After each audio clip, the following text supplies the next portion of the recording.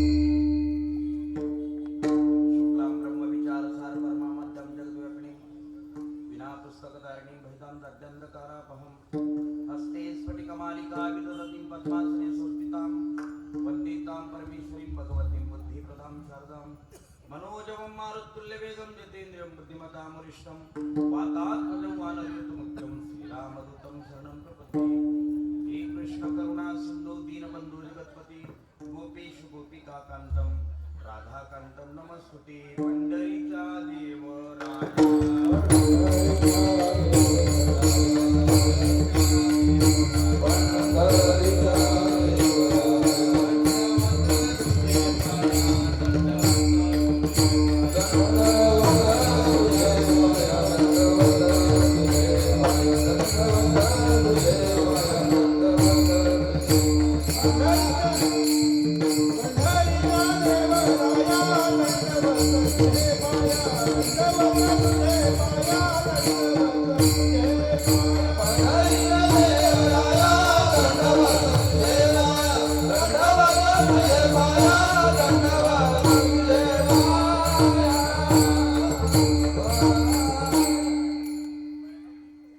स्वानंद सुखनिवासी वैकुंठवासी सद्गुरू अमोलबाबा महाराज सद्गुरू सावळाराम बाबा वैकुंठवासी वासुदेव महाराज वैकुंठवासी राजाराम महाराज आप्पा माऊली रामदास बाबा भानुदास महाराज पाटील यांच्या कृपा आशीर्वादाने प्रतिवार्षिक नियमानुसार चालू असणारा अखंड हरिनाम सप्ताह 2026 हनुमान मंदिर यातली ही आजची 2.5 दिवसाच्या सप्ताहातील दुसऱ्या क्रमांकाची सेवा माझ्या वाटेला आली.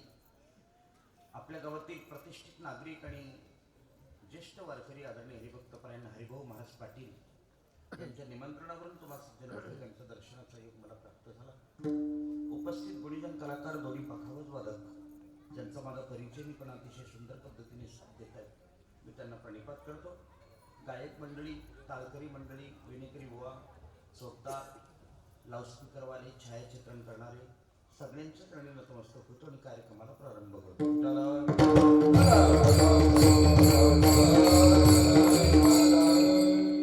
गर्दी कसली समोर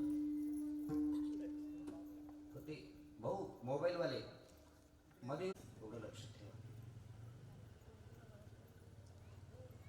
अत्यंत प्रसन्न चित्ताने ऐका. मी 1.25 तासापेक्षा जास्त कीर्तन करणार नाही. तुम्हाला बरं वाटेल असं कीर्तन करणार नाही, तुमचं बरं होईल असं कीर्तन करण्याचा प्रयत्न करेल. जेणेकरून तुम्ही मला किती साथ देतात त्यावरती अवलंबून आहे. मला वाटतं कीर्तन ऐकायला येणाऱ्या बायका 9 वाजेपर्यंत येतच राहतील. काही काही भाग्यवान महिला डायरेक्ट 9 वाजताच येतील, आल्याबरोबर लगेच बसतील.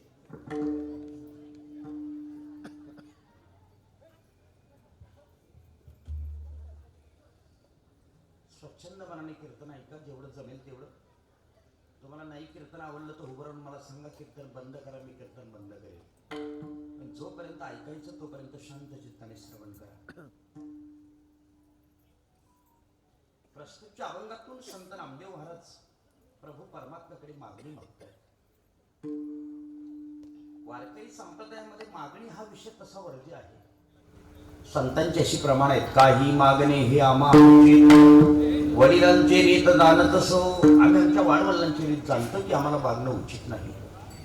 पण याच प्रमाणामध्ये असा अर्थ सिद्ध होतो, ज्या अर्थी काही मागणं उचित आहे त्या अर्थी काही अनुचित पण आहे. मग ज्या अर्थी अनुचित आहे त्या अर्थी उचित असलंच पाहिजे काहीतरी. मग ती उचित मागणी नामदेवराय प्रस्तुतच्या अभंगातून करतायत. विषय असा आहे, मागणी मागणारा कोण, देणारा कोण आणि मागण्याचा विषय काय याच्यावर सगळं मागणं अवलंबून असतं. तुम्हाला सर्वसाधारणपणे प्रश्न विचारतो, मागणी मागणारा हुशार असावा का देणारा? तुमच्याकडे कसं काय? जे असेल ते बिनधास्तपणे बोला. तुम्ही बोलत का बरं नाही, असे नाराज का बरं बसले? अजून ते इलेक्शन वाल्यांनी पैसे वाटले नाही का तुम्हाला? चेहरे असे अगदी तुमचे त्या स्टोव मधलं रॉकेल संपल्यावर तो स्टोव कसा करतो, राहू का जाऊ, राहू का जाऊ.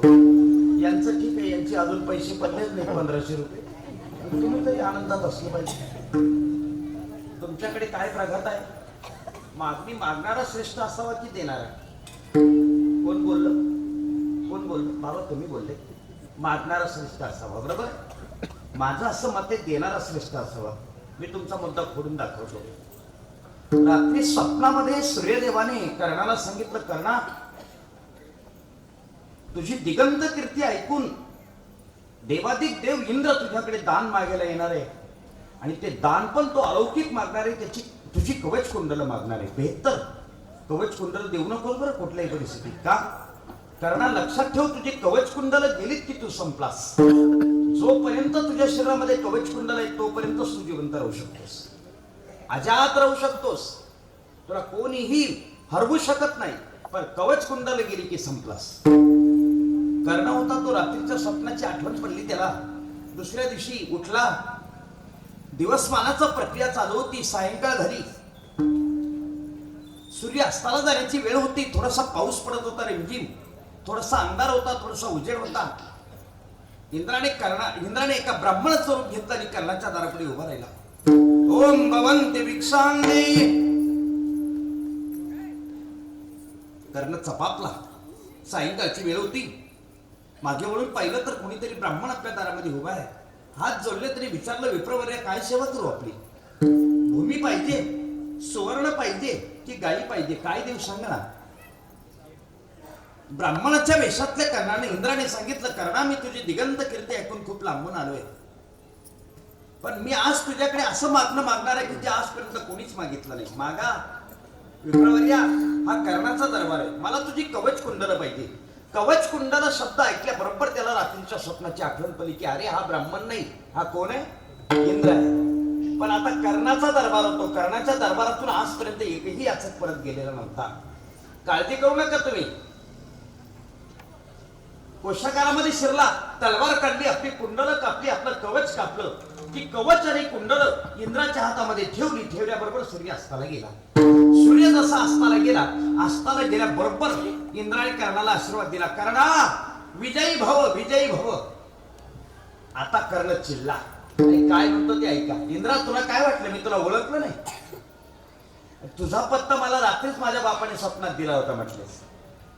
पण लक्षात ठेव इंद्रा, आज तू या कर्णाच्या दरबारामध्ये कवच कुंडल काय प्राण मागायला आला असता तरी मी आनंदाने दिला असता. का माहिती तुला? तू फक्त प्राणच घेऊन गेला असता, पण या देशातला पिढ्यानपिढ्याचा इतिहास फक्त एकच गाणं गात राहिला असता. काय? अरे देवांचा देव इंद्र खरा, पण एक दिवस कर्णाच्या दारापुढे भिकारी म्हणून उभा होता, हे विसरू नकोस. सांगा बाबा, आता मागणारा श्रेष्ठ असावा का? त्यांना विचार, त्यांना तुम्हाला कोण हुशार असावा? कोण हुशार असावा? देणार. पक्ष बदलण्यामध्ये तुमचा तालुका पटायत आहे.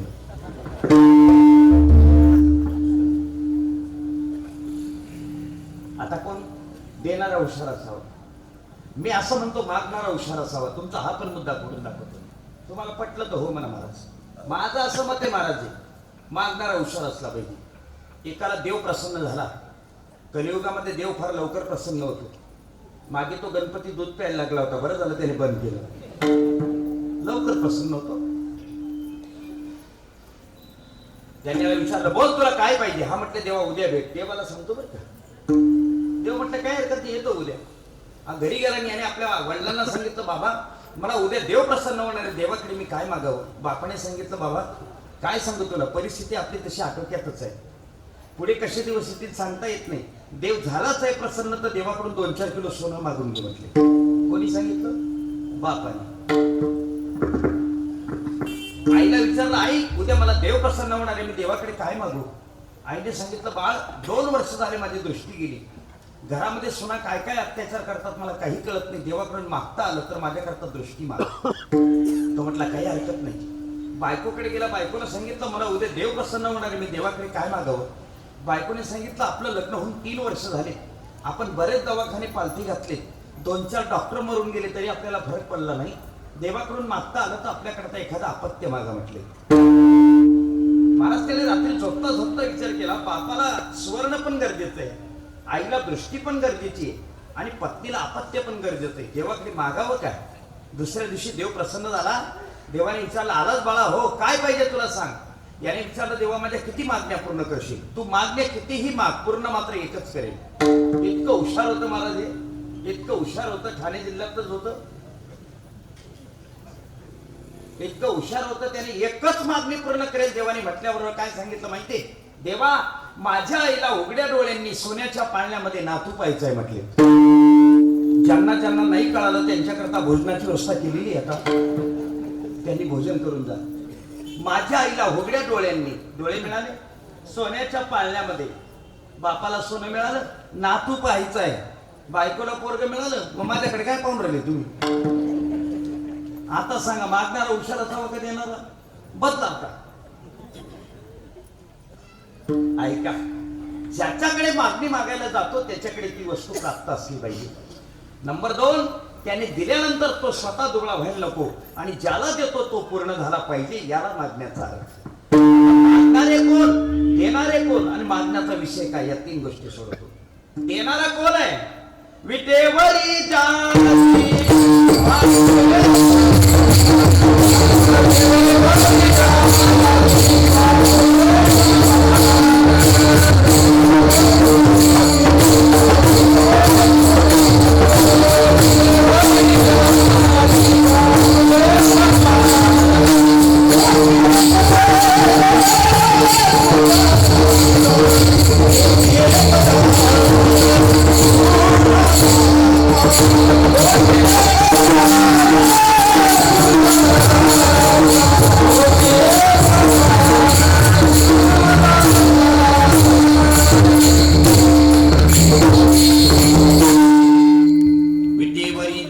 पाऊले समान तोची एकदान शुरदाता. देणारा कोण आहे, त्रैलोक्याचा प्रजापिता. मागणारे कोण आहेत, नामदेवराय. काय मागावं नामदेवरायांनी देवाकडे. विचार करा तुम्ही, नामदेवराय देवाकडे काय मागतील.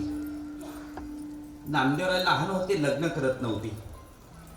पूर्वी मुला मुलींची लग्न व्हायची.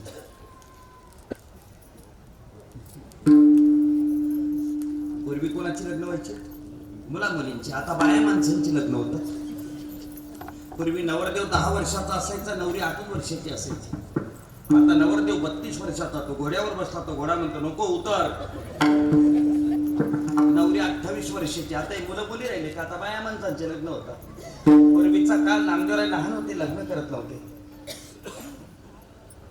आईच्या जीवनामध्ये मुलाचं लग्न हा विशेष आनंदाचा भाग असतो महाराज.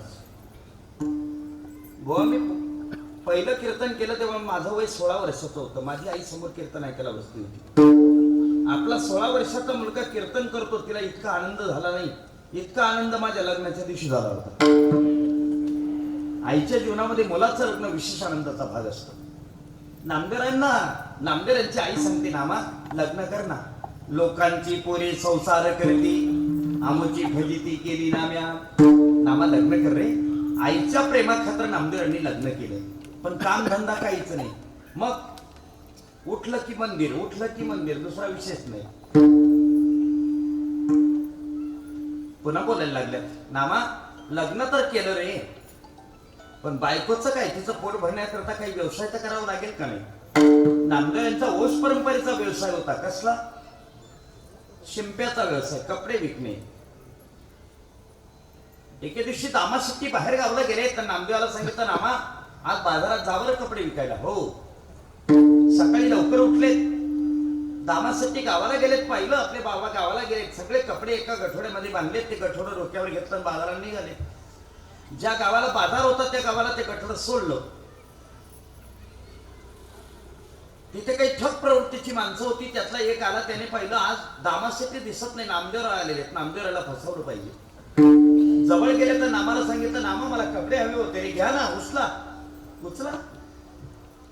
पैसे नाहीयेत, जामीन द्या, जामीन पण नाहीये. बाजूला दगड होता, एक दगड. नामदेवराने सांगितलं, दगड उचला मला जामीन द्या. दगड? हो चालेल. सगळे कपडे त्या माणसाने उचलून घेतले, तो दगड नामदेवराने जाऊन दिला. नामदेवराने एका कपड्यामध्ये तो दगड बांधला, 11 वाजता घरी आले.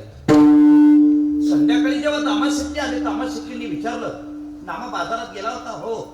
कपडे विकले? हो. किती? सगळे. पैसे उधार, जिंदगी सुधार. ट्रकवर लिहिलेलं वाक्य आहे बरं. काही ट्रकांवर वाचत जातो मी, खूप सुंदर वाक्य असतात. आम्ही प्रवासी माणसं येतो, आम्ही रोज वाचतो. एका ट्रकवर असं होतं महाराज, पैसा रे पैसा तुझे कमाऊ कैसा और मरने के बाद तुझे ले जाऊ कैसा. हे तर काहीच नाही, याच्यापेक्षा बेहतर असतं. एका ट्रकवर तर असं होतं महाराज, ज्याच्यावर जास्त कर्ज तोच खरा मर्द. डोकं बोलता काय याच्यापुढे. कपडे दिले, पैसे उधार, जामीन आणला? हो. काय? दगड मार माझ्या डोक्यामध्ये म्हटलं. अरे वेड्या नामा, जामीन कुठे दगड आणतात का? तुम्हाला जामीनच पाहिजे ना बाबा. अरे पण दगड? हो. तो तसाच दगड उचलला. माझ्याकडे लक्ष आहे तुमचं, ऐकतायत ना तुम्ही सगळे? बसा मावशी, बसा लवकर. तसाच तो दगड उचलला आणि तो दगड उचलून नामदेवरांनी जसा दामाशेट्टींच्या हातावर ठेवला, ठेवल्याबरोबर तो दगड सोन्याचा झाला. तो दगड सोन्याचा झाला हे बाहेरून जाणाऱ्या एका माणसाने पाहून घेतलं आणि त्याने ज्याने जामीन दिला होता ना त्याला जाऊन सांगितलं, तू जो जामीन दिला होता ना तो सोन्याचा होऊन गेला म्हणे. हे बाहेरचे लोक घर बिघडवतात. आता मग त्याने एक विचार केला, आपल्याला आपला जामीन सोडवावा लागेल, पण केव्हा मिळेल परत? बोला. पैसे दिल्यावर. मग त्यांनी याच्याकडून 200, त्याच्याकडून 100, त्याच्याकडून 50 असे पैसे जमा केले आणि आला नामदेवरांच्या घरी. नामा हे तुझे पैसे घे, माझा जामीन दे. दामाशेट्टी म्हणे मिळणार नाही. नामदेवरांनी सांगितलं, बाबा असं करायचं नाही. दामाशेट्टी हे फार मोठं नाव आहे बाजारामध्ये आणि आपला व्यवहार काय, आपले पैसे मिळाले की आपण जामीन परत केला पाहिजे. नाविलाज झाला. अगोदर सगळे पैसे मोजून घ्या त्याच्याकडून. सगळे पैसे जेवढे होते कपड्यांचे तेवढे पैसे मोजून घेतले, तिजोरीमध्ये ठेवले. लक्ष द्या माझ्याकडे. तिजोरीमध्ये ठेवले. तिजोरीमधून तो सोन्याचा जामीन काढला आणि तो सोन्याचा दगड याच्या हातावर ठेवला. ठेवल्याबरोबर तो दगड दगडाचा होऊन गेला. दृष्टांत संपला. ज्यांच्या हातामध्ये अशी ताकद होती की ते सोन्याचं दगड आणि दगड सोनं करतील, ते देवाजवळ काय सोनं मागतील? सोने रुपये आमा मृत्ते केस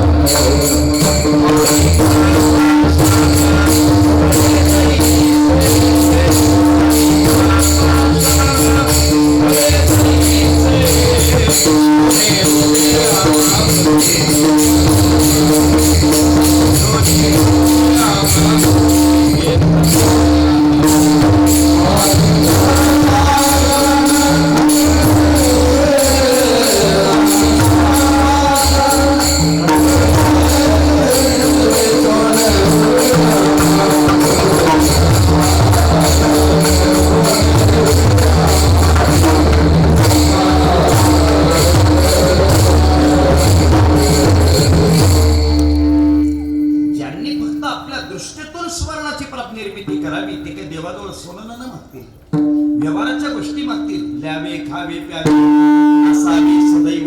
आम्हाला हे हवं नाही देवा, आम्हाला हे नकोच या गोष्टी. मग आम्हाला काय पाहिजे? अभंगातलं पहिलं चरण. हे जी देवा मै मागत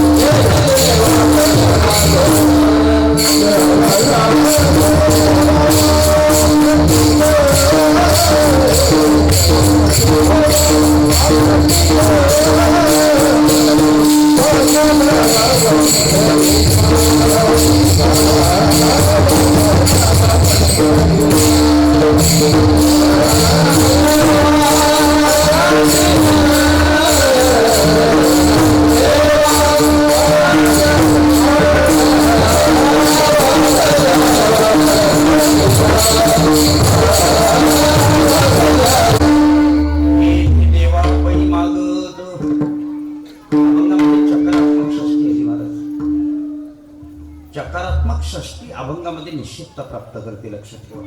विठ्ठल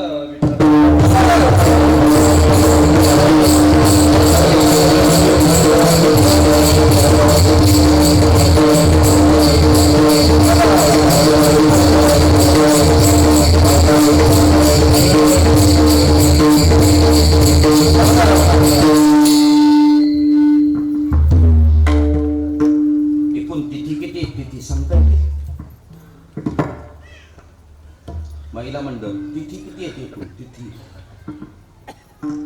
नाही नाही माहिती. ऋतू किती येतो? ऋतू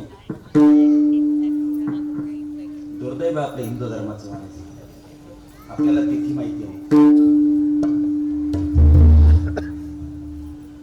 तुम्हाला सचिन तेंडुलकरच्या बायकोचं नाव माहिती आहे पण ऋतू माहिती नाही. काय दुर्दैव आहे. तिथी किती आहे? तिथी एकूण मी सांगतो, तुम्ही मोजा. प्रथमा, द्वितीया, तृतीया, चतुर्थी, पंचमी, षष्ठी, सप्तमी, अष्टमी, नवमी, दशमी, एकादशी, द्वादशी, त्रयोदशी, चतुर्दशी, पौर्णिमा आणि अमावस्या. किती झाल्या? ते पण मी मोजू का? किती झाल्या? ठीक आहे. एक प्रथमा जर सोडली तर प्रत्येक तिथीला प्रत्येक व्याकरणिक दृष्ट्या, द्वितीयेला सला ते सलाना ते, तृतीयेला ऊन हुन, षष्टीचे प्रत्यय चा ची ची, षष्टीचे प्रत्यय व्याकरणशास्त्रामध्ये निश्चितता प्राप्त करतात. तुम्ही जेवायला या, तुम्हीच जेवायला या. फरक आहे का? आहे ना फरक. तुम्ही जेवायला या म्हणजे सर्वच या, आणि तुम्हीच या म्हणजे एकाची निश्चिती अन्याची व्यावृत्ती. हा त्याचा अर्थ आहे व्याकरणातला. तसं महाराज सांगतात हेची दे म्हणजे अन्य नको. देवा तुझं डोकं चालवू नकोस. काय शब्द आहेत नामदारांचे बघा.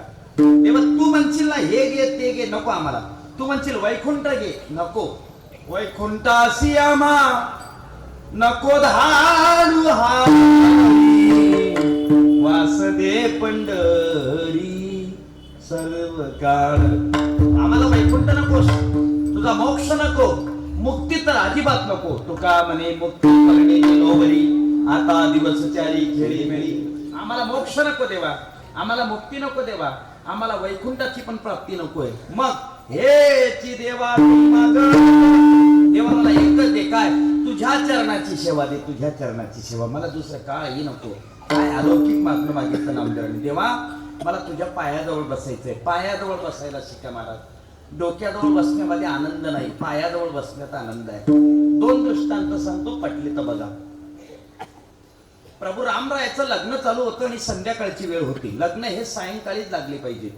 दुपारचं लग्न शास्त्राला मान्य नाही. दुपारचं लग्न शास्त्राला मान्य नाही. पण ज्यांचे झाले त्यांनी राहू द्या. आता ज्यांचे दुपारी झालेत ना त्यांनी राहू द्या, आता काही अडचण नाही. दुपारचं लग्न शास्त्राला मान्य नाही. सायंकाळचं गोरज मुहूर्तावर लग्न लागलं पाहिजे. गो म्हणजे गाय आणि रज म्हणजे माती. गायी रानातून सायंकाळी ज्या वेळेला परत येतात त्यावेळेला त्यांच्या खुरातून जी माती उठते ती माती ज्या संधी प्रकाशामध्ये मिसळते तो जो मुहूर्त तयार होतो त्या गोरज मुहूर्त असं म्हणतात. त्या गोरज मुहूर्तावर प्रभू परमात्म्याचं लग्न चालू होतं. राघवेंद्र सरकाराचं आणि सीतामाईचं आणि शेवटचं मंगलाष्टक चालू होतं. तदेव लग्न सुदिनंत देव ताराबलं चंद्रबलं तदेव विद्याबलं दैवबलं तदेव. पुढे काय लक्ष्मीपते.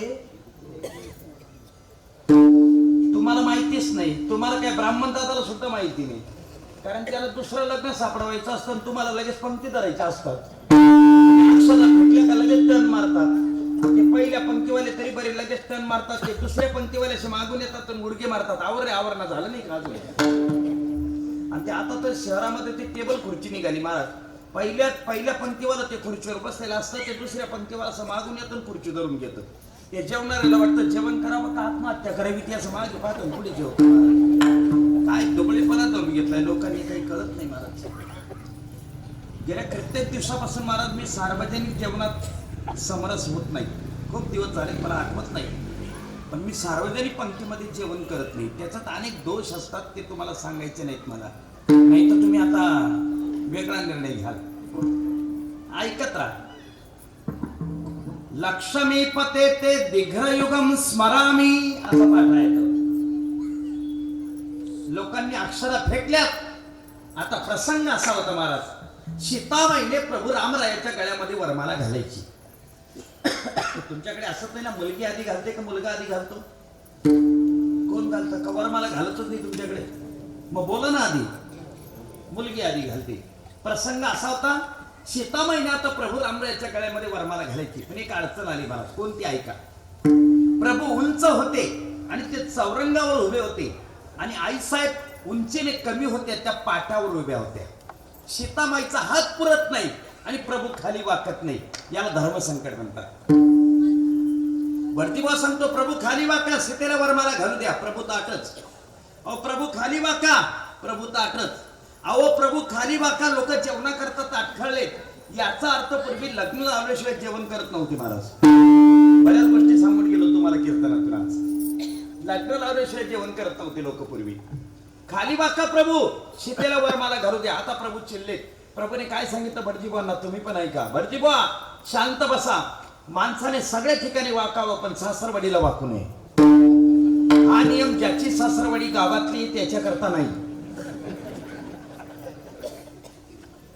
ज्याची सासरवाडी गावातली ते तर जेवता जेवता आपल्या बायकोला सांगतं पाय ना तुझ्या आईकडे काय भाजी केली पाय जेव.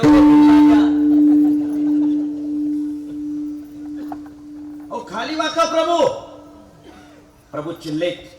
बाजूला लक्ष्मणराय उभे होते. लक्ष्मणरायने ओळखलं माझा भाऊ वाकणार नाही याला वाकवतो म्हटले. आता गर्दीतून वाट काढली बोलल्यावर चढून गेलेत लक्ष्मणराय आणि प्रभूच्या पायावर डोकं ठेवलं. जसं प्रभूच्या पायावर डोकं ठेवलं लक्ष्मणाने हो लक्ष्मणाला उचलण्यासाठी प्रभू असे खाली वाकले.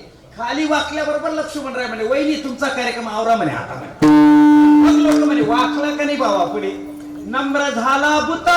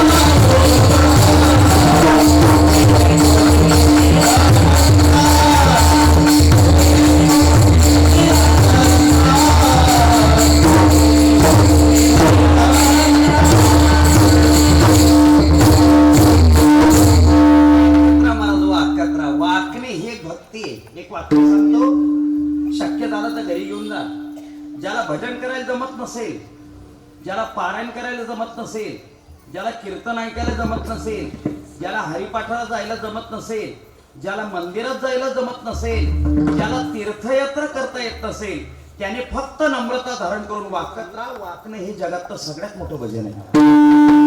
सगळ्यात मोठं भजन आहे. प्रमाण सांगू. भक्ती ते नमन, वैराग्य तो त्याग, ज्ञान ब्रह्मी भोग ब्रह्मतनु. नमन भक्ती. वाकत राहा. वाकलं की देवाला वाकवता येतं महाराज. काय ताकद आहे वाकण्यातली. दृष्टांत क्रमांक 2. महाभारतातलं युद्ध नक्की झालं. अर्जुन आणि दुर्योधन दोघंच्या दोघं एकाच वेळेला प्रभू परमात्म्याजवळ भगवान श्रीकृष्णाजवळ युद्धासाठी मदत मागण्याकरता गेले. भगवान राजमहालामध्ये झोपलेले होते. दुर्योधन अगोदर गेला, तो डोक्याजवळ बसला. अर्जुन नंतर गेला, तो पायाजवळ बसला. आमच्या जिल्ह्यामध्ये झोपेतली माणसं जागी झाली की त्यांना पायाकडचं दिसतं.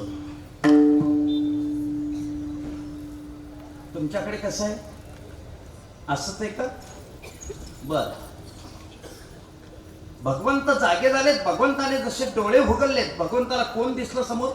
बरं लवकर अर्जुन. कारण अर्जुन पायाजवळ बसलेला होता. अर्जुन पाहिल्याबरोबर भगवंत म्हटले, अर्जुना केव्हा आलास रे? दुर्योधन म्हटला, देवा मी त्याच्या आधी आलेलो आहे. मला विचार ना, तू आधी आलास पण डोक्याजवळ बसलास ना. अर्जुन का दिसला? तो पायाजवळ बसला होता म्हणून दिसला. जाऊ दे, कशा करता आले ते सांगा. देवा महाभारतातलं युद्ध नक्की आहे, मला माहिती आहे. मदतीची याचना करायला आलोय. प्रभू परमात्म्याने 2 विकल्प ठेवलेत, ऐका. एका बाजूला माझे 56 कोटी यादव आहेत, ते युद्ध करतील. आणि एका बाजूला मी एकटा आहे, मी युद्ध करणार नाही, हातामध्ये अस्त्र घेणार नाही, शस्त्र घेणार नाही, फक्त न्यायनीतीच्या 4 गोष्टी सांगेल. पहिला मान अर्जुना, तुला 56 कोटी यादव पाहिजे का मी पाहिजे सांग. एका क्षणार्धात अर्जुनाने सांगितलं, देवा मला तू पाहिजे. महाराज दुर्योधनाने तर श्वासच सोडला. दुर्योधन म्हणे, बरं झालं याने याला मागून घेतलं. आपल्याला 56 कोटी यादव पाहिजे. तिथे काय गुलाबजामुन खायचे? सोयीस्कर झालं. हो, अर्जुनाला 56 कोटी यादव न देता आपल्याला मिळाले, त्याचा दुर्योधनाला आनंद झाला. दुर्योधना 56 कोटी यादव उरले, ते तू घेऊन जा. रंगमालाच्या पायऱ्या असा उतरत होता आणि उतरता उतरता अर्जुनाला जवळ घेतलं भगवंताने, हसू आलं. अर्जुनाने विचारलं, देवा का हसतोस? अर्जुन, हार तो तेरी पक्की है, तू सदा रहेगा उदास. हार तो तेरी पक्की है, तू सदा रहेगा उदास. माखन तो दुर्योधन ले गया, बचा है तेरे पास छास. अर्जुन होता मानस तो. त्याने काय सांगितलं देवाला, ऐका. हे भगवान, जीत तो मेरी ही होगी, जीत तो मेरी ही होगी, दास रहता है कभी उदास. हे भगवान, जीत तो मेरी ही होगी, दास रहता है कभी उदास. अरे मुझे माखन से क्या लेना देना, माखन चोर है मेरे पास. फक्त वाकत राहा आणि पायाजवळ बसायला शिका. देव सुद्धा तुम्हाला आपलासा करता येतो. महाराज ताकद आहे.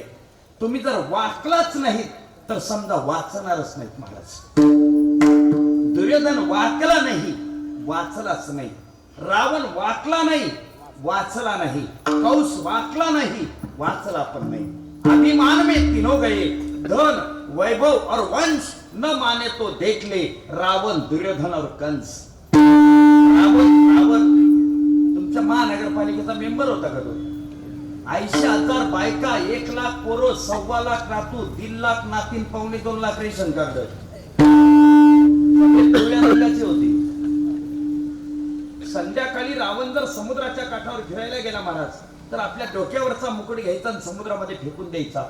दुसऱ्या दिवशी दुसरा मुकुट घालून यायचा. एका मुकुटाला एका वेळेला करोडो रुपयांचे मोती जोडलेले असायचे, तरी फेकून द्यायचा. 10 रुपयाची टोपी उडून गेली तर 3 किलोमीटर मोटरसायकल मागे घेऊन जातो आपण. आपल्या मोतीला पटेल काही उतरला. आणि उनके घर आखिर में दिया भी नहीं बाती, दिव्यात जाळायला वात नाही शिल्लक राहिली महाराज. का? फक्त वाकला नाही म्हणून वाचला नाही. वाकत राहा. वाकणे सगळ्यात मोठी भक्ती महाराज.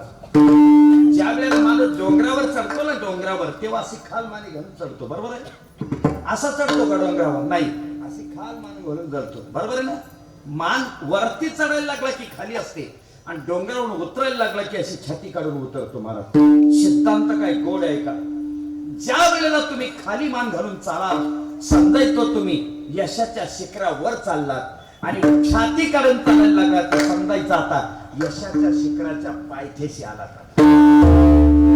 वर जायचं असेल तर वाकावंच लागतं महाराज. नीट ऐका. सून तर नेहमीच सासूचा पाया पडते. सून सून बऱ्याच सासवांना कळालं वाटतं माझं बोलणं. बायका हुशार येतो तुमच्याकडच्या. सून तर नेहमीच सासूचा पाया पडते. कधीतरी सासूने पण पडून घेत जा. तुमचं जर संसारिक जीवन व्यवस्थित चालावं असं वाटत असेल तर वाकत राहा आणि नम्रता हा सद्गुणांचा पाय लक्षात ठेवा. पुढे जाणेदार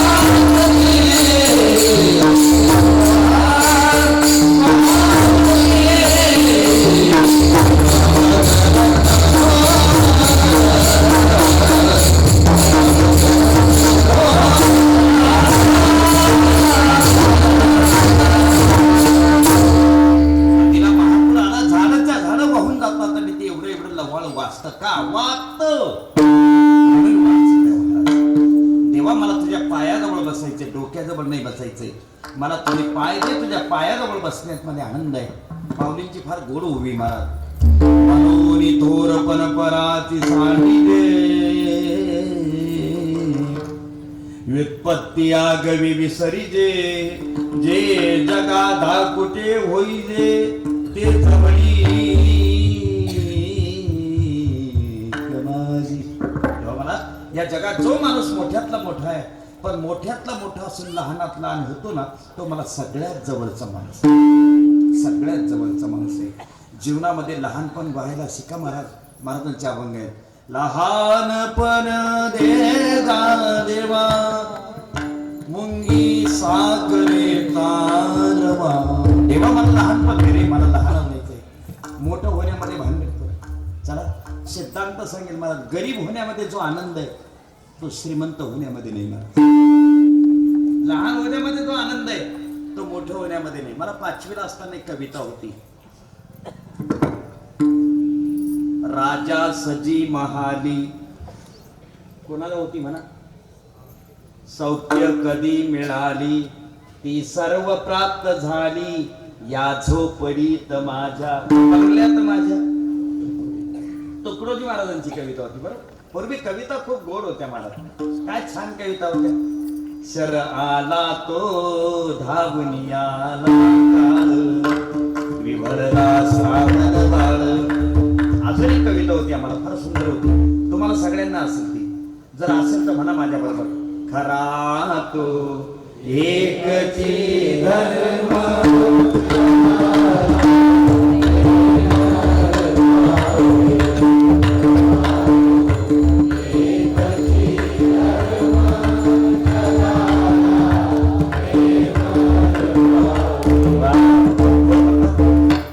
महिलांचा आवाज काय गोड आहे हो. एकदा नवीन म्हणा बरं माझ्या बरोबर.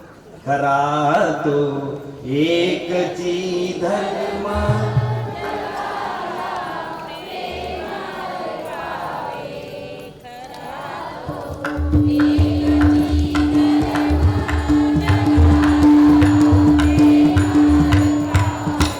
गोड. टाळी वाजवा ना तुम्ही एकदा त्यांच्या.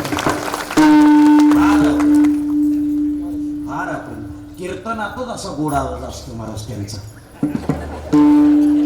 घरी गेल्या तरी गेल्या तो टीव्ही सुद्धा फुटायला करतो त्यांच्या आवाजात. सदा जे अंतरी रडती तयाजा ऊन हसवावे जगाला.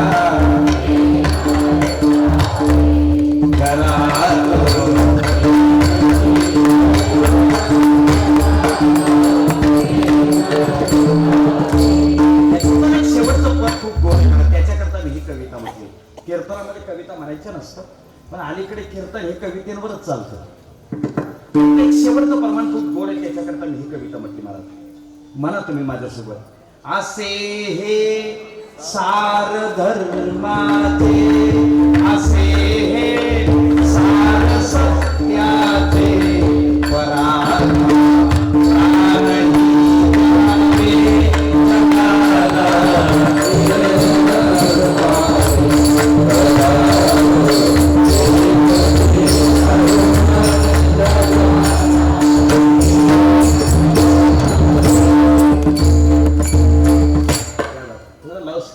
खूप छान आहे. एकदा टाळी वाजवा त्याच्याकडे.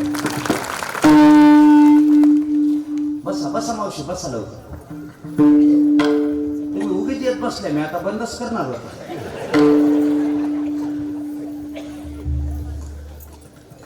वाक्यात राहा. मी तुम्हाला ती कविता सांगत होतो, मला तुकडोजी महाराजांची. ज्या झोपडीला पाहून इंद्र सुद्धा लाजतो महाराज. बरोबर आहे, अशीच कविता होती ना ती. या झोपडीत माझ्या का पाहून सौख्य माझी, देवेंद्र तो ही लाजी, शांती सदा विराजी. या झोपडीत माझ्या. देवेंद्र म्हणजे देवांचा देव इंद्र. इंद्राला सुद्धा लाज वाटेल त्याच्या ऐश्वर्यापुढे. एवढं सुख झोपडीमध्ये, एवढं सुख गरिबीमध्ये महाराज. एवढं सुख गरिबीमध्ये ना, तेवढं श्रीमंतीमध्ये अजिबात नाही. तुम्हाला व्यवहार सांगतो, नीट ऐका. श्रीमंताची झोप आणि गरीबाची झोप, दोघांच्या झोपेतला फरक सांगतो. श्रीमंत माणूस अगोदर अंथरुणावर पडतो, झोप लागत नाही. रात्री 12 वाजता उठतं, एखादी गोळी घेतं, मग झोपतं. पहाटेला 5 वाजता उठून बसतो. श्रीमंत अगोदर अंथरुणावर पडतो आणि मग झोपतो. एवढं कळलं का तुम्हाला? श्रीमंत माणसाला झोपण्यासाठी अगोदर अंथरुणावर पडावं तरी लागतं. श्रीमंत माणूस अगोदर अंथरुणावर पडतो, मग झोपतो. गरीबाचं तसं नाही. जेवता जेवता त्याची चतुर भाकर शिल्लकच राहते, तेवढे त्याचं चालू होतं, दैसर का कल्याण, दैसर का कल्याण. त्याची बायको ओळखून घेते, याची घेरून आली काय झोप. ती असं ताट बाजूला ओढते, याच्या हातावर पाणी टाकते, टाकलून देते. पण आता रात्रभर ते पडतं. पण एवढा फायदा आहे त्याचा. श्रीमंत माणूस पहाटेला 5 वाजता उठून बसतो महाराज, आणि गरीब अंगावर ऊन पडतं तरी ते हालत नाही. त्याची बायको काकडा करते. उठा पांडुरंगा प्रभात समय पातला,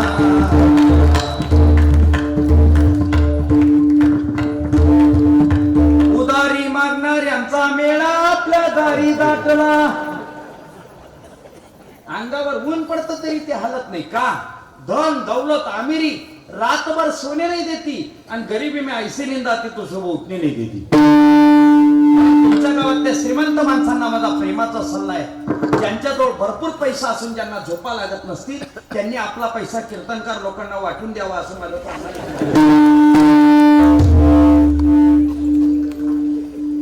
पाटील महाराज. मला नाही वाटत ते पुढच्या वर्षी बोलवतील असं. नाही देत. पैशाने जर या जगात सुख मिळाली असती राजाओ, तर अंबानी बंधू जगात ते सगळ्यात श्रीमंत माणसं राहिली असते. ऐकेल, तुमच्याजवळ पैसा आहे म्हणून तुम्ही श्रीमंत नाहीत. माणसाची श्रीमंती पैशावर दिसत नाही. माणसाची श्रीमंती बंगल्यावर दिसत नाही. माणसाची श्रीमंती दारात लावलेल्या 4 व्हीलर गाडीवर दिसत नाही. घरातली म्हातारी माणसं असताना दिसली की समजायचं घर श्रीमंताचं आहे म्हणून. या पलीकडे नाही महाराज. श्रीमंती म्हणतात कशाला तुम्ही? कोणी पाहिली? वाक्यात राहा, वाक्यात राहा. जगात अनेक माणसं श्रीमंत पाहिलीत आम्ही महाराज. कोण विचारतं आपल्या श्रीमंतीला? आपल्या बुद्धिमत्तेला कोणी विचारत नाही, आपल्या श्रीमंतीला कोणी विचारत नाही मला जगामध्ये. दिलीप कुमार सुपरस्टार येलो होता. त्याच्या काळामध्ये मुंबईच्या शिवाजी विमानतळावर जेव्हा आला, त्यावेळी लोक धावत सुटले. कोणी त्याच्याबरोबर फोटो काढायचं, कोणी त्याची सही घ्यायचं, कोणी त्याच्याबरोबर सेल्फी काढायचं, कोणी त्याच्याबरोबर हस्तांदोलन करायचं. फुगून गेला. माझ्यासारखा मोठा माणूसच नाही. विमानामध्ये बसायला गेला, विमानातले लोक उठले. कोणी त्याच्याबरोबर फोटो घ्यायचं, कोणी त्याची सही मागायचं. ज्या सीटावर बसला त्या सीटाच्या बाजूला एक म्हातारा बसलेला होता. तो पेपर वाचत बसला होता. त्याने याच्याकडे पाहिलं सुद्धा नाही. हजारो माणसं आपल्याला विचारतात, याचं सुख नाही, पण आपल्या शेजारी बसलेला माणूस बोलत नाही, याचं दिलीप कुमाराला दुःख झालं. या म्हाताऱ्याने आपल्याला ओळखलं नसं म्हणून दिलीप कुमारने सांगितलं, बाबा मी सुपरस्टार दिलीप कुमार आहे. ते म्हातारा म्हणे असेल, वाचायला लागलं तू पेपर. म्हणे काय वात्रट म्हातारे, मी याला सांगून राहिलो मी दिलीप कुमार आहे, तरी फिरून पाहत नाही माझ्याकडे. अख्खा प्रवास खराब गेला मला 2 तासाचा, अख्खा प्रवास. जेव्हा विमानातून उतरला दिलीप कुमार तेव्हा त्यांनी विचार केला, आपण दिलीप कुमार आहोत, श्रीमंत आहोत, प्रसिद्ध आहोत, तरी सुद्धा या म्हाताऱ्याने आपल्याला विचारलं सुद्धा नाही, आपल्याकडे फिरून सुद्धा पाहिलं नाही. आपण याला विचारतो कोण आहेस म्हणून. दिलीप कुमारने विचारलं, बाबा मी तुम्हाला माझी ओळख करून दिली तरी तुम्ही माझ्याकडे पाहिलं नाही, तुम्ही कोण आहात? मी टाटा कंपनीचा मालक जमशेदजी टाटा आहे. तुम्हाला वाटतं राजा हो, तुम्ही विद्वान आहात, तुम्ही बुद्धिवान आहात, तुम्ही श्रीमंत आहात, लोक आपल्यापेक्षा श्रीमंत आहेत महाराज. तुम्हाला असं वाटतं का तुम्ही बुद्धिवान आहात, लोक तुमच्यापेक्षा बुद्धिवान आहेत महाराज? मनातला गैरसमज दूर करून टाका राजा हो. आपल्यापेक्षा लोक बुद्धिमान आहेत. एक भिकारी रस्त्याने चालला होता, जोराचा पाऊस चालू झाला. भिकाऱ्याला कोण घरामध्ये घेतं? भिकाऱ्याने विचार केला, असाच पावसात भिजलो तर केस ओले होतील, सर्दी होईल, ताप येईल, डॉक्टरकडे जायला पैसा नाही. विचार केला त्याने, पोलीस स्टेशनच्या समोर जाऊ, एखादा गुन्हा करू, पोलीस आपल्याला पकडतील, लॉकअप मध्ये ठेवतील, रात्री जेवायला बी देतील आणि सकाळी सोडून देतील. पहा केवढा हुशार आहे. काय गुन्हा करायचा? आला पोलीस स्टेशनच्या समोर. एक बाई छत्री धरून चालली होती, आणि ती छत्री सावलीन पळायला लागला. याला वाटतं आता ही बाई आवाज देईल, पोलीस धावतील, आपल्याला पकडतील. हा बऱ्याच दूरपर्यंत निघून गेला. ती बाई काहीच बोलायला तयार नाही. त्याने हळूच मागे वळून पाहिलं. ती बाई म्हणे तुमची आहे का म्हणे, घेऊन जा म्हणे, तिने बी दुसऱ्याची चोरून आणली होती. तुम्हाला वाटतं तुम्ही बुद्धिवान आहेत, लोक फार बुद्धिवान आहेत आपल्यापेक्षा. ग्राम्य भाषेचा दृष्टांत सांगतो, आमचे गुरुजी सांगायचे महाराज. शाळा कॉलेजात जाणाऱ्या एका पोराचं एका पोरीवर प्रेम होतं. त्याने आपल्या बापाला सांगितलं, बाबा मुलगी करेल तर हीच करेल, नाही तर काही बी करेल. तुम्हाला कळतं का ते काही बी करेल? कळायला काय ज्ञानेश्वरी आहे का? बापाने सांगितलं, बाळा त्या मुलीचा नाक टाकून दे, तिचा बाप करोडपती आहे, आपण रोडपती आहोत, आपलं आणि त्यांचं सख्य जमणार नाही, सोडून देणार. बाबा मुलगी करेल तर तीच करेल, नाही तर काही बी करेल जीवाचं. रडायला लागला महाराज बाप. त्याने एक एजंट धरला, एजंट, आणि त्या एजंटला सांगितलं एवढी पोरगी आपल्या घरी आली पाहिजे. एजंट बघ ते हुशार हो, तुमच्याकडे आहेत का ते? जमूनच आणतात बरोबर. त्याने सांगितलं काळजी करू नको, मुलगी आणतो. गेला मुलीच्या घरी. मुलीच्या बापाला सांगितलं मुलगी देऊन टाक. तो म्हणे देणार नाही. म्हणे का बरं? आम्ही धनचोट, ते ननचोट, जमणार नाही. ए धनचोट, एक लक्षात ठेव, जर का कधी पोराने जीवाचं कमी जास्त केलं, तुझ्या नावाची चिठ्ठी खिशात ठेवली तर ठाण्याच्या जेलमध्ये खडी फोडायला जावं लागेल तुला. आयुष्य निघून जाईल तरी बाहेर येणार नाही. आणि मग या मुलीच्या बापाचं इंडिकेटर लागलं. तो म्हणे बरोबर आहे, पण मुलगी तर द्यायची नाही. त्याने एक आट घातली, मुलगी देतो पण एका अटीवर. म्हणे काय? लग्नामध्ये एक सुद्धा म्हातारा नको, सगळे तरुण पोरं आले पाहिजे. तो एजंट म्हणाली ही काय आठ झाली का? हो, जर एखादं म्हातारा लग्नामध्ये सापडलं, लग्न परत. एजंट आलं त्या मुलाच्या घरी. त्या मुलाला सांगितलं तयारी करा, मुलगी मिळून जाईल, फक्त एकच आठ आहे काय, म्हाताऱ्यांना लग्नाला न्यायचं नाही. तर नवरदेवाचा बाप भाऊबंधांच्या घरी जायचा आणि हात जोडायचा, माझ्या पोराचं लग्न आहे, तुम्ही येऊ नका. लोक म्हणे नवीन पद्धत काढली का? आणि तुम्ही येऊ नका म्हणजे तुमच्या मुलांना पाठवा म्हणे. एक म्हातारा असं वात्रट होतं महाराज. ते म्हणे मी तर जाईलच म्हणे लग्नाला, आपण तुला पाहिजे होतं वरात परत करून देईल ना, तेव्हा तुम्ही काळजी करू नका, तुम्हाला काही अक्कल आहे का? म्हणजे काय झालं, ज्या अर्थी मुलीच्या बापाने अशी आड घातली त्या अर्थी त्याचा फसवायचा प्लॅन आहे. म्हणून मला जाऊ द्या, पण तुला पाहिजे होतं वरात परत करेल ना, तुम्ही काळजी करू नका. म्हाताऱ्याने जीनची पॅन्ट घातली.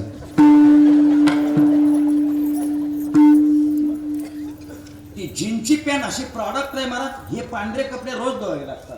हे जे पांढरे कपडे आहेत ना, रोज धुवावे लागतात. फार फार फार त्रास आहे महाराज या पांढऱ्या कपड्यांचा. सकाळी बाथरूम मध्ये जेव्हा आदळापट होते तेव्हा मला कळतं काय त्रास आहे कपड्यांचा. हे पांढरे कपडे रोज धुवावे लागतात. पहा तुम्ही, ती जीनची पॅन्ट वास आली तरच धुवायची महाराज. वास येण्याच्या अगोदर जर धुतली तर तिचा अपमानच येतो. त्या म्हाताऱ्याने जीनची पॅन्ट घातली, टी शर्ट घातला, एक गॉगल लावला आणि एका कोपऱ्यामध्ये गुटखा टाकला. म्हातारा एवढं तरुण दिसत होतं महाराज. त्या नवरीच्या बापाने पोरांना चेक केलं, पण माझ्याकडे पाहिलं सुद्धा नाही, एवढं तरुण दिसत. पोरीचा बाप रे, मी तर फसलो आता, पोरगी तर द्यायची नव्हती, यांनी तर खरंच सगळे पोरं आणले. तो म्हणे थांबा थांबा, माझी अजून एक आठ आहे तेवढी पूर्ण करा. म्हणे पोरं म्हणे आता काय राहिलं, अजून एक आठ आहे तेवढी पूर्ण करा तरच मुलगी देईल, नाही तर देणार नाही. पोरं म्हणे सांगा. माझ्या गावाला पाण्याने भरून वाहणारी नदी दुधाने भरून द्या तरच मुलगी दिली, नाही तर देणार नाही. बरोबर गेली आता पोरगी, आता नाही मिळत. गावातली पाण्याची नदी दुधाने कधी भरता येईल का? शक्य आहे का मला सांगा तुम्हाला? आता गेली पोरगी, चला गाडीत बसा निघा घरी. पोरं म्हणे थांबा, ते म्हातारा कुठे गेले तेव्हा पहा म्हणून. ते म्हातारा टपरीवर गेलेलं होतं बिड्या प्यायला. आणलं त्याला धरून, बाबा गाडीमध्ये बस. का बरं? लग्न होणार नाही. का बरं? मुलीच्या बापाने दुसरी आड घातली. असंच चला माझ्या बरोबर. म्हातारं पुढे आणि 50 पोरं मागे. आलेत मुलीच्या बाबा, काय रे लग्नाची तयारी कर. तो म्हणे करणार नाही. म्हणे का बरं? माझी अजून एक आठ आहे तेवढी पूर्ण करा. म्हणे काय? तू कोण आहे? तुला काय घ्यायचे? आठ सांग फक्त. माझ्या गावाला पाण्याने भरून वाहणारी नदी दुधाने भरून दे. म्हातारा म्हणे देतो भरून. मुलीचा बाप म्हणे दे भरून. म्हातारा म्हणे पाण्याची दे खाली करून. बरं पाण्याची कशी खाली करता येईल? मग त्याशिवाय दुधाची कशी भरता येईल? येड्या खोपडीचा. एवढे लोक हुशार आहेत महाराज, याचा काही नाही, याचा बाप हुशार आहेत महाराज. आमच्या भागात कार्यक्रमाला गेलो महाराज, एक माणूस मुबारक माहितीला. आता ते नवीन माणसं असतात, त्यातल्या ते पुढारी लोक, त्यांना काही हार घालायचं माहिती नाही. बरोबर आहे. ते आल्याबरोबर त्याला थरक्यावाद झाला. थरक्यावाद कळतो का तुम्हाला? कळतं ना? आल्याबरोबर थरक्यावाद झाला त्याला.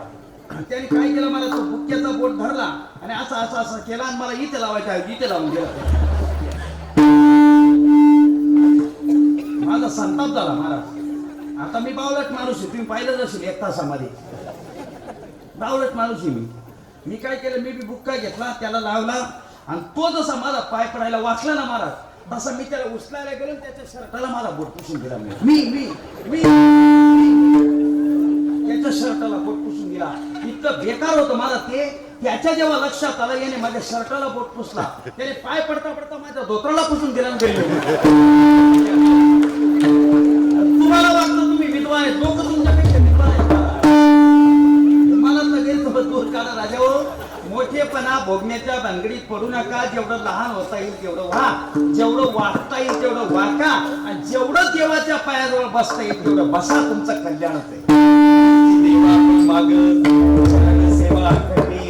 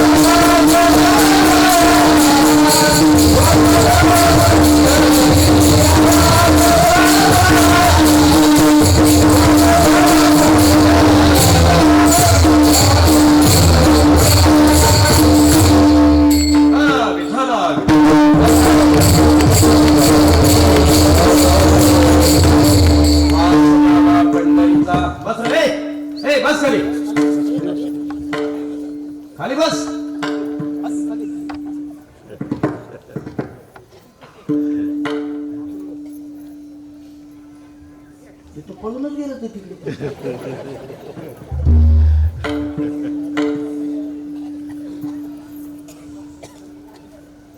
होतं ना महाराजजी, मला लहान पोरं अजिबात आवडत नाही. त्याला कारण मी मास्तर माणूस आहे, दिवसभर ते 40 सांभाळतो, हे रात्री कीर्तनात त्रास देतात. बरं मी इतका आगाव माझ्यापेक्षा ते 7 आगाव. मागच्या वर्षी माझ्या वर्गात एक होतं महाराज, इतकं वाचड होतं ते, त्याला म्हणतं राम्या डबा दाखवले, त्याने डबा घेतला आणि मला दिला. उघडला ना पुरणपोळी होती, त्याला म्हणतं खाऊ का राम्या? खाऊन घ्या ना सर म्हणे. घरी गेल्यावर आईने विचारलं तर काय सांगतील, सांगून देईल कुत्र्याने खाल्ला म्हणून.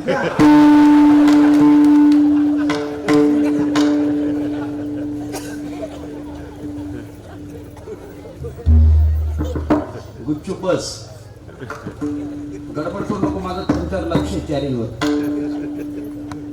मला माहिती आहे तुम्ही 15 तारखेच्या आत केव्हाही पार्टी सोडा, माझं बरोबर लक्ष आहे तुमच्यावर. वासुदेवा पंढरीचा नामदेवराय अभंगाच्या पंढरीचं वास्तव्य मागताय का? कारण सांगतो, पंढरीच का, अन्य क्षेत्र का नाही सांगतो. ऐका, ऐसी चंद्रभागा ऐसे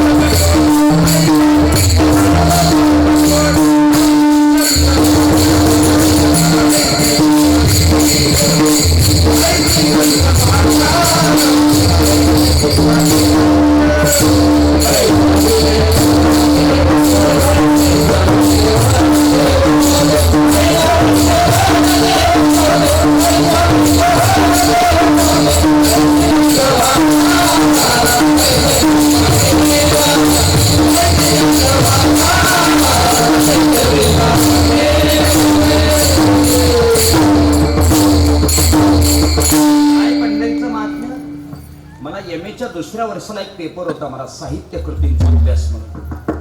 अतिशय कठीण पेपर असतो तो. एखाद्या विशिष्ट लेखकाचा अभ्यास करायचा असतो आणि त्याला संदर्भ ग्रंथ अभ्यासावे लागतात. मला मोरोपंत अभ्यासाला होते, त्या मोरोपंतांची एक आर्य माझ्या अभ्यासात गेली. मला फार गोड, तुम्ही लक्षपूर्वक जर ऐकली ना तर ऐकता ऐकता तुमची पाठ होईल. का लक्षपूर्वक ऐका, सर्वांगाचे प्राण कानामध्ये आणा जेवण. ऐका, पडे खालती जे नभातून पाणी, जसे सागरातेच जाते मिळवणी. नमस्कार कोणाही देवास केला, तरी अंती तो पोचतो विठोबाला. जगातून पडलेलं पाणी एन केलं प्रकारे एक दिवस जसं समुद्रालाच जाऊन मिळतं, तसं तुम्ही कोणत्याही देवतेला नमस्कार करा, तो माझ्या पांडुरंगालाच येऊन मिळतो. बळीया माझा पंढरीराव, तो या देवांचाही देव. जगामध्ये देव अनेक आहेत पण महादेव एकच आहे. महादेव कोणाला म्हणतात? शंकराला नका म्हणू, भगवान शंकराला म्हणा. तुमच्या महानगरपालिकेचा मेंबर आहे का तो? महादेव कोणाला म्हणतात? भगवान शंकराला. भगवान शंकरालाच महादेव का म्हणतात ते ऐका, तुम्ही ऐकलं नसेल म्हणून ऐका. बाकीच्या देवतांची पूजा फक्त माणसंच करतात, पण भगवान शंकराचं पूजन राक्षस सुद्धा करतात, म्हणून त्यांना महादेव म्हणतात. देवांचा देव महादेव खरा, पण भगवान महादेव दररोज पहाटेला 5 वाजता उठतात, चंद्रभागेमध्ये स्नान करतात आणि पांडुरंगाची काकड आरती करण्यासाठी महाद्वारामध्ये उभे राहतात. रंबादिक नाचती उभ्या जोडोनी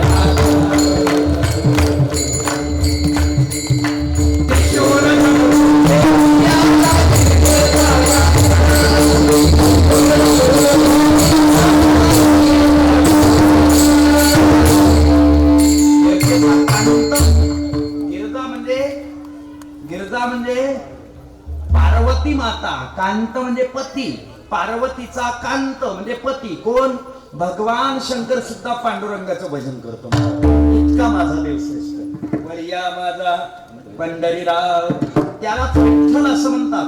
त्यालाच विठोबा म्हणतात, त्यालाच पांडुरंग असं म्हणतात. विद ठल, विद अधिक ठल, विद म्हणजे ज्ञान आणि ठल म्हणजे ठेवा. ज्ञानाचा जो भरून असलेला ठेवा त्याला म्हणतात विठ्ठल, विठोबा असं म्हणतात. विद अधिक हुबा, 28 युगांपासून विटेवर हुबा तो विठोबा, त्यालाच पांडुरंग म्हणतात. भगवान श्रीकृष्णाचा अवतार करायच्या वेळेला संपलं. भगवान श्रीकृष्ण रानामध्ये गाई चारायला जायचे, ते सावळ्या रंगाचे होते. परत येताना सायंकाळी त्यांच्या गाईच्या खोरातून जी माती उठायची, ती माती भगवंताच्या अंगावर बसायची. तो सावळा रंग त्या मातीच्या खोरांमुळे, मातीमुळे पांडुरंगासारखा झाला. त्याचा पुढे अपभ्रंश पांडुरंग असा झाला. पंढरीनाथ, पंढरी नावाची नगरी आहे, तिचा मालक.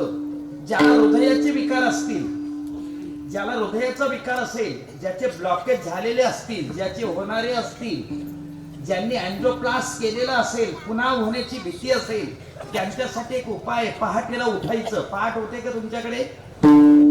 8 वाजता होती तीच सांगतो मी. मुंबई भागामध्ये पहाट 8 वाजता होते. 8 वाजता हा ती पहाटेला उठायचं. भल्या पहाटे महाराज आपल्या अंथरुणावर उत्तराभिमुख बसायचं. करता आलं तर पद्मासन, नाही करता आलं तर साधी मांडी वाळून बसलं तरी चालेल. उजव्या हाताची टाळी डाव्या हातावर समांतर स्थितीमध्ये मारायची. विठ्ठल विठ्ठल विठ्ठल विठ्ठल विठ्ठल विठ्ठल विठ्ठल. टाळीचा पण आवाज आला पाहिजे. आमच्या खेड्यापाड्यातली टाळी वाजवायची, मुंबईची नाही. विठ्ठल विठ्ठल की नाही, टाळी वाजली पाहिजे. विठ्ठल विठ्ठल. लक्षात ठेवा, 40 वेळेला वाजवायची. किती वेळेला? 40 वेळेला. होणारे ब्लॉकेज जे आहेत ते बंद होतात आणि जे झाले होतील ते विठ्ठलाला सुरुवात होते. दॅट्स पॉवर ऑफ नाम मंत्र. हा ही नामस्मरणाची ताकद आहे महाराज. त्या पांडुरंगाचा दास व्हा, त्याचं भजन करा. वास द्यावा पंढरीचा.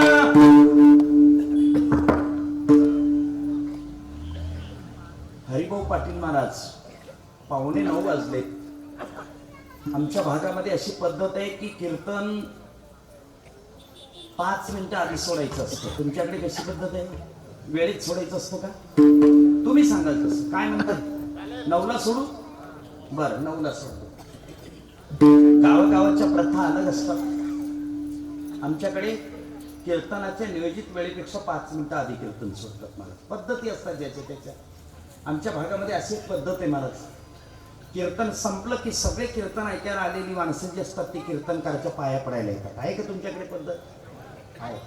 आमच्याकडे असून एक पद्धत आहे महाराज. जी माणसं पाया पडायला येतात ना, ती कीर्तनकाराच्या पायाजवळ 200 रुपये, 100 रुपये, 500 रुपये ठेवतात. पद्धती असतात ज्याच्याकडे. तुमच्याकडे पण असेलच ती पद्धत, नाही का? केला इशारा जाता जाता.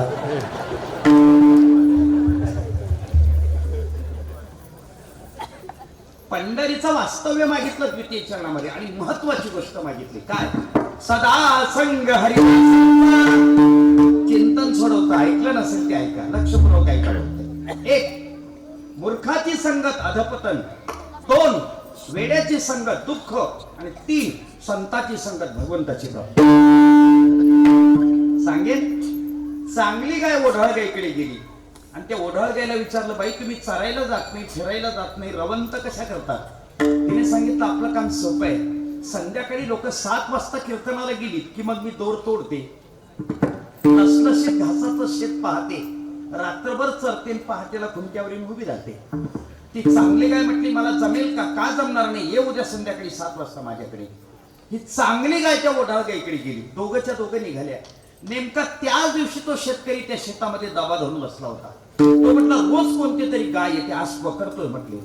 त्याची दबा धरून बसण्याची घाई आणि चांगली गाय ओढाळ गाई बरोबर जाण्याची वेळ एकच झाली महाराज. त्या ओढाळ गायने लांबूनच पाहिलं, मालक लपलेला आहे. या चांगल्या गायला सांगितलं, तू घुस म्हणे मध्ये आणि तू येतेस ना तुझ्या मागे, तू चल म्हणे पुढे म्हणे. ती चांगली गाय मध्ये गेली, जशी घास खायला लागली तशी त्या मालकाने पकडली, मारली आणि मारत मालकाकडे आणली आणि त्या मालकाला सांगितलं, तुझी गाय ओढाळ आहे, ओढाळ, हिला दूषण घाल. पिकामध्ये जनावर सापडल्यावर लोक मारायला आयगाय करतात महाराज. लोक 2 ठिकाणी मारायला आयगाय करत नाही महाराज. कुठे? 1 उभ्या पिकामध्ये जनावर सापडलं पाहिजे आणि 2 गर्दीमध्ये चोर सापडला पाहिजे. आम्ही त्या माऊलीच्या सोहळ्यात पायी चालतो महाराज, आळंदी ते पंढरपूर. कोण पायी चालतं बोला? बरोबर करा. किती नंबर आहे तुमचा? 57 रथाच्या मागे का पुढे? मागे. माऊलीच्या सोहळ्यात का तुकोबांच्या? माऊलींच्या. आम्ही 82 नंबरला असतो. या वर्षी भेटायला आम्हाला 82 नंबर रथाच्या मागे. अजून कोण चालतं? तुमचा किती नंबर आहे? एकच नंबर मध्ये तुम्ही. अरे वा, नक्की या भेटायला या वर्षी मला. 82 नंबर मध्ये असतो मी. 4-4 लाख लोक पायी चालतात महाराज, बरोबर आहे? 4 लाख लोक, डोकं काम करत नाही. या वर्षी एक जापानची बाई चालत होती महाराज, जापानची PhD करायला आली होती ती. 4 लाख लोक एका वेळेला उठतात पण कसे, त्यांना आंघोळीला पाणी पण कसं मिळतं, त्यांना नाश्ता पण कसा मिळतो, त्यांना झोपायला जागा पण कशी मिळते, जगातलं आश्चर्य आहे महाराज. 4 लाख. जापानची बाई रिसर्च करत होती महाराज, ती संशोधन करत होती. तिला मराठी बोलता यायचं नाही. ती आपल्या बायांना सांगायची हरिपाठा म्हणा, हरिपाठा म्हणा. आपल्या बाया विचारायच्या तुला किती सुना आहेत? एड्या हळदी. यांना काय करता? यांना ते अरबी समुद्रामध्ये घेऊन गेलं पाहिजे. पायला म्हणतो मी, पायला, समुद्र पायला.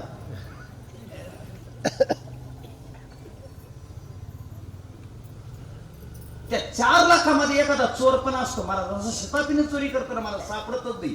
आणि जर सापडला मग मारायला 4 लाख आणि मार खायला तो एकटा. म्हातारे माणसं सुद्धा काठी टेकायला नसते तरी चालेल, पण मारतातच त्याला. अशा गर्दीमध्ये महाराज माझ्यासारखं जर एखादं बावळत शिरलं, हे नका मारू त्याला, माणूस पोटा करता चोरी करतो. केली असेल चोरी त्याने, सोडा त्याला, सोडा त्याला, सोडा त्याला. लोक म्हणतात त्याला सोडा.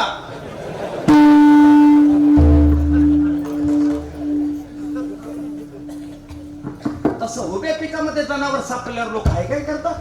त्या मालकाने मारली, त्या मालकाला जाऊन सांगितलं तुझी काय ओढाळीला दूषण घाल. शास्त्रकार सांगतात एकच रात्रभर दुर्जनाच्या संगतीत गेली. परिणाम एक रात्र प्रसंगी काष्ट विटंबना. पहिली गोष्ट मार बसला, दुसरी गोष्ट ओढाळे म्हणून दूषण लागलं, आणि तिसरी गोष्ट जन्मभर गळ्यात लाकूड वागवावं लागलं. मूर्खाची संगत अधपतन, वेड्याची संगत दुःख देते. एका गावामध्ये एक वेडं राहत होतं, त्याचं नाव नारायण होतं. नारायण.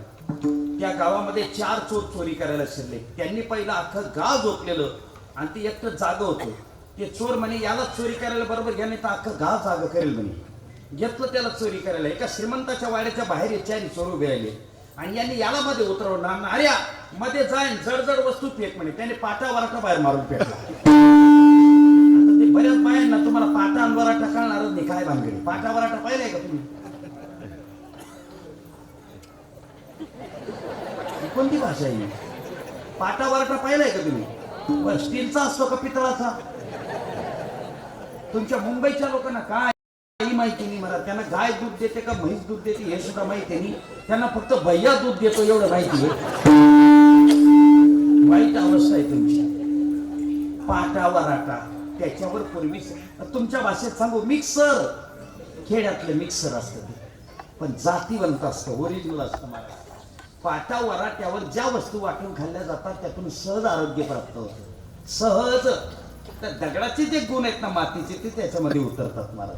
सहज व्यक्ती आरोग्य सुधारतात. त्याने पाटा वराटा बाहेर मारून फेकला. आता चोरी करायची वस्तू आहे का पाटा वराटा? तो दुसरा चोर म्हणजे हलक्या फेकले म्हणे, त्याने झाडू मारून फेकला बाहेर. चोर म्हणे याच्या नादी लागू नका. आता 2 वाजून गेलेत पहाटेचे, वारकरी जागे होतील, काकडा होईल, आपणच मध्ये उतरा चोरी करा. ते 4 चोर मध्ये उतरले चोरी करायला लागले. हे बावळट म्हणे यांना चोरी बरी, आपल्याला जेवण तर भलं. त्याला भूक लागली होती. ते किचन रूम मध्ये शिरलं. किचन रूम मध्ये कुकर मध्ये खिचडी पडली होती. आता खिचडी कुकर मध्येच होते. का बरं? एकदा लावलं कुकर की बाई बिन ठिकर.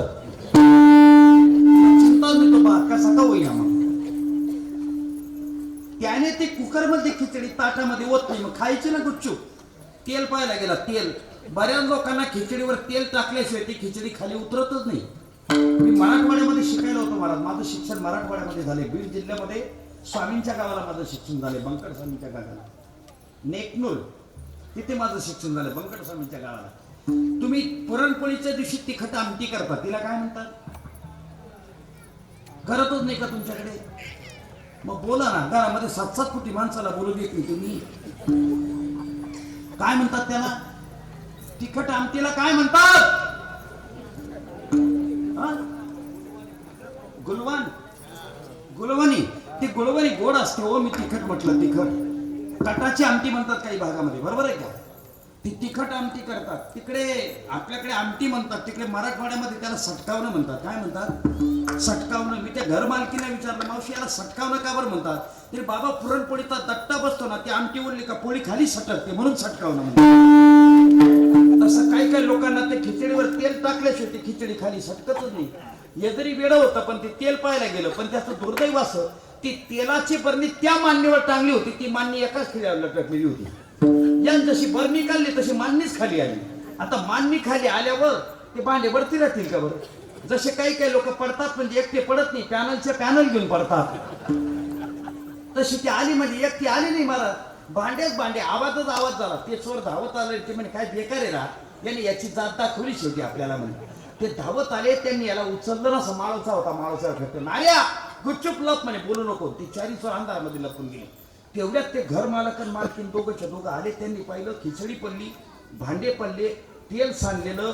हो, त्या दोघं नवरा बायकोंची भांडण झाली होती, बिगर जेवायची ते झोपून गेले होते म्हणून ती खिचडी पडलेली होती. तो माणूस आपल्या बायकोला म्हणे तुम्हाला झोपून जाऊ दिला असेल, नंतर खिचडी खायला उठली असेल म्हणून अशी फजिती झाली. ती म्हणे नाही हो मालक, मी तुमच्या आधी झोपली, तुमच्या नंतर उठली, खिचडी मी नाही खाल्ली, तुझ्याशिवाय आहे कोण करा. अशी काठी होती, उचलली बायकोच्या डोक्यात टाकणार. तिने पाय भरले, मालक मला मारू नका हो, खिचडी मी नाही खाल्ली, खिचडी मी नाही खाल्ली. जर मी खिचडी खाल्ली असेल तर वरच्या नारायणाला डोळे येत म्हणे.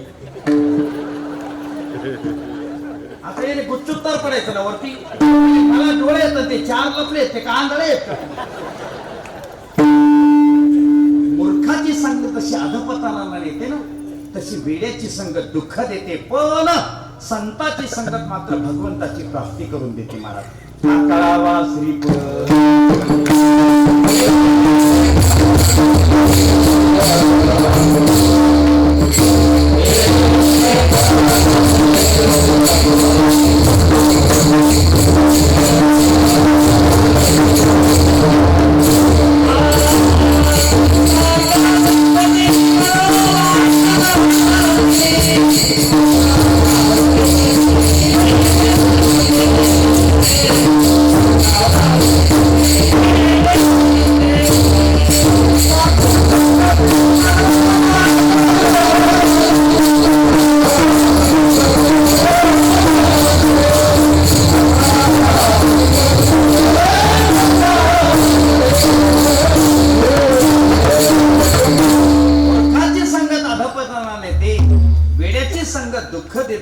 पण संताची संगत भगवंताची प्राप्ती करून देते. महाराज पुण्याला 1,00,000 वर्षाचं आयुष्य होतं महाराज. 1,00,000, एकावर 5 शून्य, एकावर 5 शून्य, 1,00,000 वर्षाचं.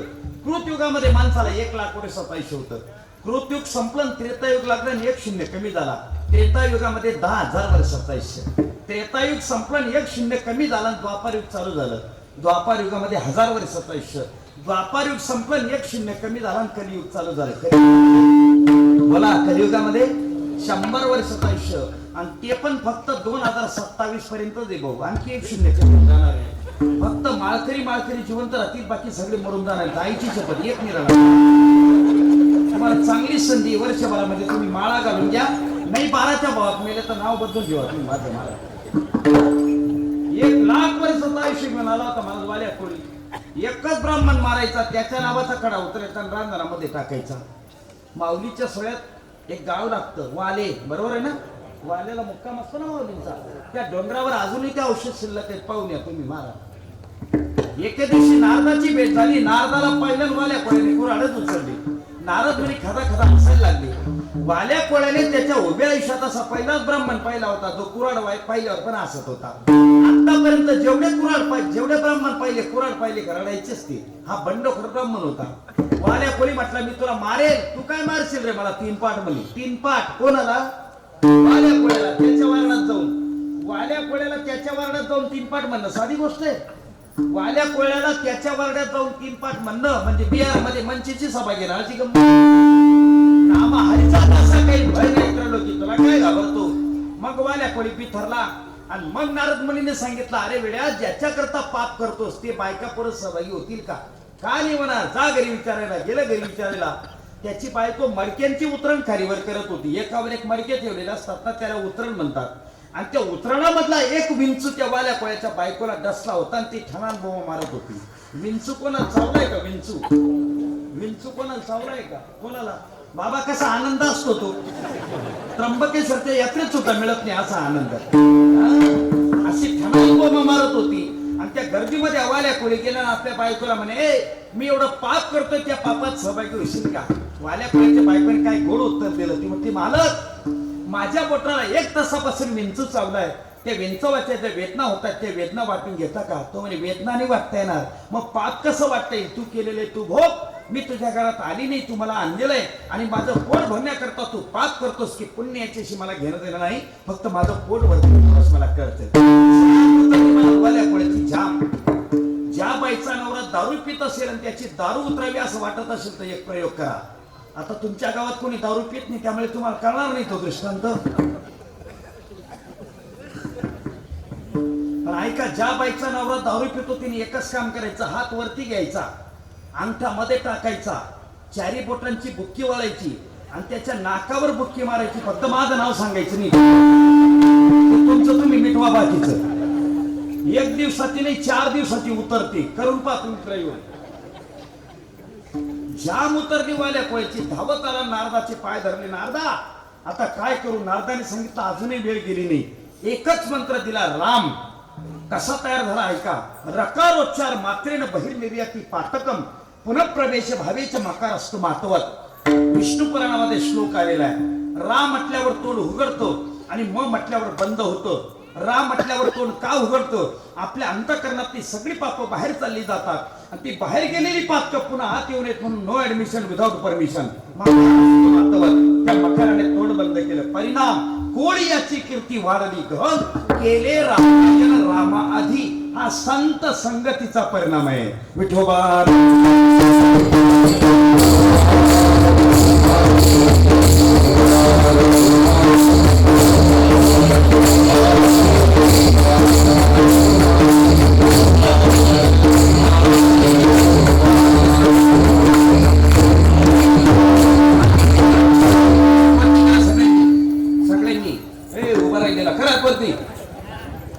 सगळ्यांनी चोपदार हात वरती करा.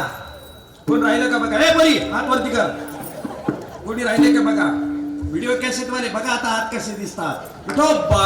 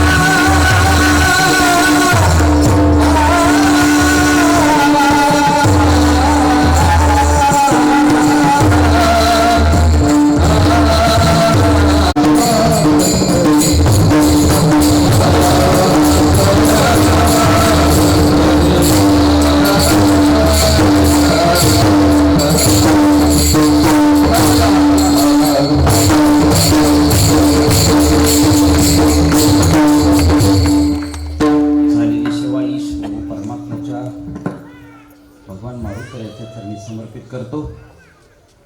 अत्यंत उत्तम असं नियोजन आणि उत्तम अशी संकल्पना. पट्टीचे गायक वादक,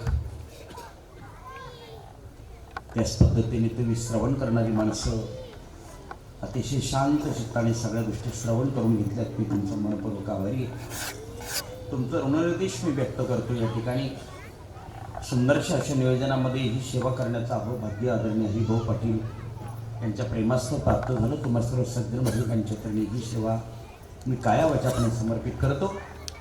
इतक्या सुंदर उपक्रमामध्ये आपण सहभागी आहेत त्या स्थितीमध्ये ना आहात त्या अवस्थेमध्ये सहभागी व्हायचं आहे. तुका म्हणे सत्यकर्मा भावे साह्य धातलिया भय नरका जाणे. जे चांगलं कार्य असताना त्या चांगल्या कार्यामध्ये आपण मदत केली पाहिजे. माणूस तुकोबारांनी त्याला आधुनिक परिपाठ दिला. नाही मदत करता आली तरी चालेल, पण किमान वितुष्ट निर्माण करायला नको. जर वितुष्ट निर्माण केलं तर दुःख आपल्यालाच भोगावं लागतं. आमचे गुरुचे दृष्टांत सांगायचे. एका रेल्वे स्टेशनवर अशी जाम गर्दी जमली, पाय ठेवायला जागा नाही. आणि आली रेल्वे. स्टेशन मास्टरने सांगितलं एकच डबा आहे, सगळेच सगळे बसा म्हणे. सगळेच सगळे बसले. म्हातारे कोतारे बाया बापल्या आंधळे पांगळे सगळ्यांना जागा मिळाली. कॉलेजचे 4 कॉलेज कुमार खाली उभे होते, त्यांना काही जागा मिळाली नाही. त्याच्यामध्ये एक जो होता तो बीकॉमच्या पुढे 4-5 किलोमीटर गेलेला होता. तो म्हणे काय म्हाताऱ्यांना जागा मिळाली ना, आपल्याला जागा नाही, हा आपल्या कॉलेजचा अपमान आहे. थांबा मी मिळवतो म्हणे जागा म्हणे. गेलं डब्याजवळ, त्याने जोरात आवाज दिला, साप साप साप. साप म्हटल्याबरोबर सगळा डबा साप. जेवढे मध्ये बसलेले होते सगळे खाली उतरले. आणि मग हे चारीच्या चारी मध्ये जाऊन बसले, दरवाजा बंद केला यांनी. हे एकमेकाच्या हातात टाळी द्यायची. घे मिळवली की नाही जागा, याला म्हणतात डोकं, याला म्हणतात बुद्धी. घे टाळी. 10 मिनिटं झाली तरी गाडी जात नव्हती. एकाने हळूच खिडकी वरती केली, बाहेर एक म्हातारा उभा होता. त्याला विचारलं, बाबा 10 मिनिटं झाले गाडी का बरं जात नाही? बाबा म्हणे गाडी गेली आणि हा डबा याच्यामध्ये साप होता, त्याच्यामुळे याला इथे टाकून गेली म्हणे. औरों को शक्कर खिलाने से अगर शक्कर मिलती है तो औरों को चक्कर खिलाने से क्या घी मिलेगा? चक्कर ही मिळते. चांगलं केल्याने चांगलंच होतं, वाईट केल्याने वाईटच होतं. विसरू नका महाराज. चांगल्या उपक्रमामध्ये हो, ज्याला पट्ट्या टाकायला मिळाल्या त्याने पट्ट्या टाका, तेवढंच पुण्य आहे. टाळकऱ्यांना मदत करता आली, पाणी पाजता आलं, त्यांना सुद्धा तेवढंच पुण्य आहे. महाप्रसाद वाढू लागा, त्याला सुद्धा तेवढंच पुण्य आहे. कीर्तनाला येऊन बसा, त्याला सुद्धा तेवढंच पुण्य आहे. एखादा म्हणे मी काहीच करणार नाही, महाप्रसादाच्या दिवशी काल्याच्या कीर्तनाला ये, जेवण कर निघून जा, तुला सुद्धा तेवढंच पुण्य आहे. तो म्हणे मी ते बी करणार नाही. नको करू. कीर्तनाला येऊ नको, कापड्याला येऊ नको, हरिपाठाला येऊ नको, भजनाला येऊ नको, प्रवचनाला येऊ नको, इथे पट्ट्या टाकू नको, टाळकऱ्यांना मदत करू नको, सामान उचलू नको, महाप्रसाद वाढू नको, काल्याच्या कीर्तनाला येऊ नको, महाप्रसाद खाऊ नको, चालू असलेल्या सत्ताची निंदा करू नको, तुला सुद्धा तेवढंच पुण्य आहे. प्रभू परमात्म्याच्या चरणी, हीच प्रभू परमात्म्याच्या चरणी ही सेवा अहोभाग्याने प्राप्त झाली. मी त्यांच्या चरणी समर्पित करतो आणि माझ्या शब्दांना पूर्ण विराम देतो. ज्ञानेश्वर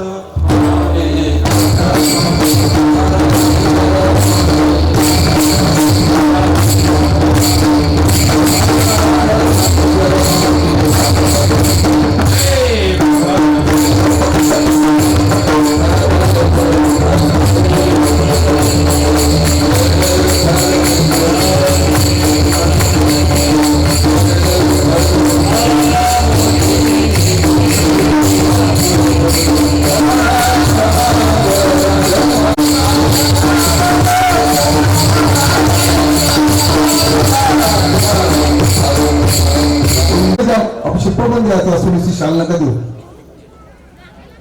तसेच डाव्या बाजूला पार्थ भीर आमचे संतुलवांचे सुपुत्र, एक चांगले प्रकारचे पोरं आपल्या त्या भागामध्ये गाणारे वाजवणारे होत आहेत. तरी त्यांचाही शब्दसन्माने आमच्या ग्रामस्थातर्फे सत्कार करत आहोत. लगेचच भजन होणार आहे.